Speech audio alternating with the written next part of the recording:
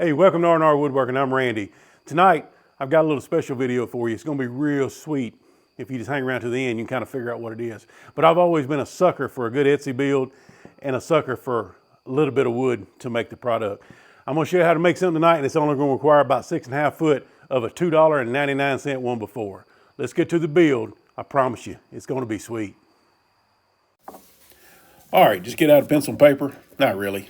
You can always rewind it and listen to some of this. Just trying to figure out what we got to get and what we got to do to get cut. First thing you're going to need is a 1 before by 8 foot. Right here, I brought it over, went ahead and cut it short. I built this first time on camera. This is an actual just go build it after I saw the picture. I would advise going over to the table saw and ripping the whole 1 before in half first before you come to the miter saw. Only other thing you'll need is a 2x6 right here. I cut it 5.5 by 5.5 square. Just chop it off. Hang on to that for later, you'll need it. So once you get your table saw set up to where you're ripping a 1 before in half, just rip the whole thing. Just right down the middle, gives you 2 equal pieces, and then go back over to the miter saw. This is where you're going to do a lot of your cutting. You need 2 pieces that's 12 inches long, so set them to the side. Need 2 that's 11. There you go. Now you're going to need 2 that's 10. Then you're going to need 2 that's 9. You see a theme going here? Then you're going to need 2 that's 8. And you can keep going. I'm just keeping them in order over there to remember where I'm at. Now you're going to need 2 at 7, 2 at 6, 2 at 5, 2 at 4, and then 2 at 3, and so on. Just stop at 3 is where you're going to stop at. Now I'm getting close to the blade right here. If you notice, I'll grab the $1 million bar over there to my left. $1 million stick, whatever you call it. Go ahead and buy that thing. It's worth its weight in gold. Don't even get that close to your saw. Love that thing. Now you can see we have our pieces all laid out. Trying to model them there for you. Oh, about knocked one off. Speaking of sticks, here's a mostly true and completely ridiculous origin of suckers.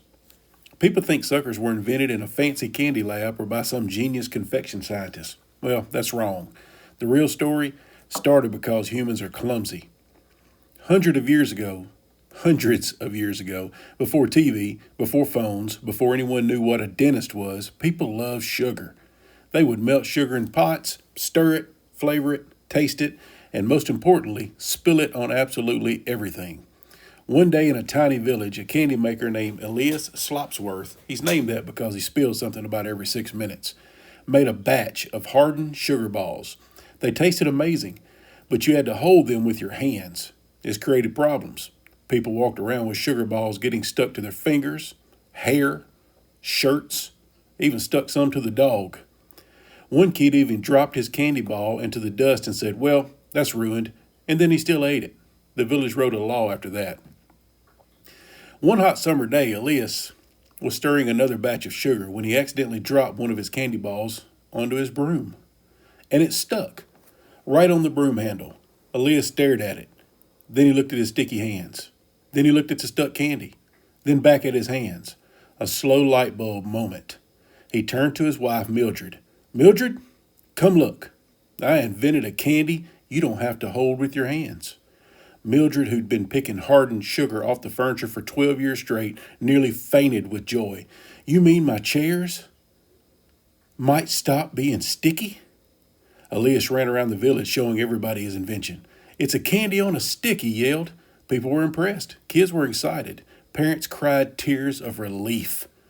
Now all they needed was a name. Elias suggested stick candy. Mildred suggested, please stop making a mess. The town baker suggested hard sweet ball on a wooden rod thing. He was not invited back to the meeting.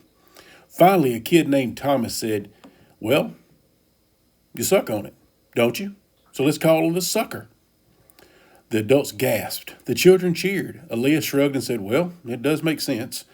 And so, thanks to a literal child, suckers got their name. Well, first problems. Of course, early suckers still had issues. Kids sword fought with the sticks. Dogs stole them. A guy named Harold tried to roast one over a fire like a marshmallow and set his beard on fire. One child tried to plant his sucker to grow a candy tree. Hint, hint. Pay attention there. To grow a candy tree. Elias had to put a sign up. Suckers do not grow into trees. Well, they may in this video, I'm not sure. Word spread quickly. People traveled from other towns to buy the No More Sticky Hands candy. Aaliyah sold out daily. Mildred actually smiled for the first time in many years. Soon, sugar makers everywhere copied the idea, and they used different sticks. They used twigs, tiny spoons, bone, very short-lived, but historically accurate, and eventually a skinny wooden dowel. Finally, factories began mass producing them, and once machines got involved, flavors exploded. There was cherry, grape, watermelon, mystery flavor, aka we mix leftovers. Good luck with that one. By the 1900s, suckers were everywhere, sold in shops, barbershops, fairs, and of course, handed out by grandmas who acted like they smuggled them in from heaven. Today, suckers come in every size. Tiny dum-dums, giant carnival suckers bigger than your head, swirl pops, sour pops, and the one dentist hands out while pretending they're not an enemy to teeth. Kids love them. Adults secretly love them too. And dentists, well, they love the business. All thanks to a sticky broom, one clumsy candy maker, and a kid with naming rights. The sucker was born. Disclaimer, I have no idea if any of that's true. I seriously doubt it, but it made for a fun story, and I hope you enjoyed it. Now we're going to spray paint these parts green. It ought to be getting real clear what we're doing now, what we're building. Hey, if you know what we're building by now, just in the comment section, type Sweet Tooth and put your guess behind it. That way we'll know you was watching the video and everybody else go, what's Sweet Tooth for? But also, I know that you watched our video and that'll make me smile, and I greatly appreciate that. You can see that we have everything painted green right now. You can use any color you want to. I use green because we're making a tree. Let's finish this thing up. Now you just put them the largest or the longest on the bottom and then go straight to the top. As they get shorter, you just keep putting them on. I painted ours green. You can paint it any color you want to. You can stain it, do whatever you want to. I like green. But I hadn't figured it out. Yes, we are making a lollipop tree. These are just a bunch of dum-dums we're throwing on there. You just put one in every single hole. It makes a little tree. It makes a good little centerpiece. It makes a great conversation starter. I like green and we like red, so that's what we stuck with. See, I told you it was going to be a sweet build. Easy, simple, put it together. $2.99 worth of wood, $5.32 worth of suckers, and a little bit of spray paint. Not much. Hey, you can put these out on your desk, put these out in your classroom. You can put these out on your table if you do craft fair, especially around Christmas when you're trying to sell Christmas goods. This will bring people into your booth just to grab a sucker, and you may be shocked how many of these you sell. You want people coming in your booth, you need traffic. I told you it was going to be easy. What I'm going to do though, I live in a small town, I couldn't find one. I really looked. I'm going to take this top piece right here, I'm fixing to drill a little hole in the top, and I'm going to put one of those real big, I call them carnival suckers, right on top of it for a tree topper. I think that'll make it look even more sweet. Sucker for a good build. Hey, if you like what you saw, like and subscribe. Check out this video right here, that video right there. You may like them too. I appreciate everybody watching. If you don't like what I did, or if you do like what I did, or have some ideas or comments, put them in the comment section. I'll answer every one of them. I promise, every single one of them I'll answer. Hey, thanks for watching, and may God bless you.